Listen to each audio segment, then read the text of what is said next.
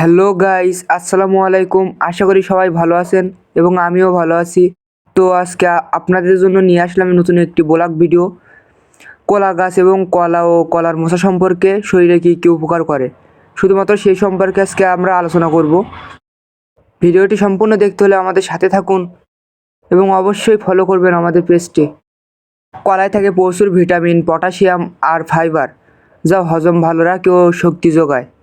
কলা গাছের কাণ্ডের রস কিডনির পাথর কমাতে ও শরীর ঠান্ডা রাখতে সাহায্য করে। কলার মোচা ডায়াবেটিস, উচ্চ রক্তচাপ নিয়ন্ত্রণ রাখে, পাশাপাশি রক্ত পরিষ্কার করে ও শরীরের আয়রন যোগায়।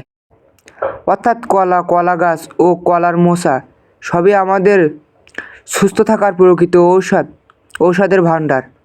তো ভিডিওটি ভালো লাগলে অবশ্যই ফলো দিবেন এবং আমাদের সাথে থাকবেন। লাইক কমেন্ট করতে অবশ্যই ভুলবেন না এবং শেয়ার করে দেবেন। আসসালামু আলাইকুম, সবাই ভালো থাকবেন।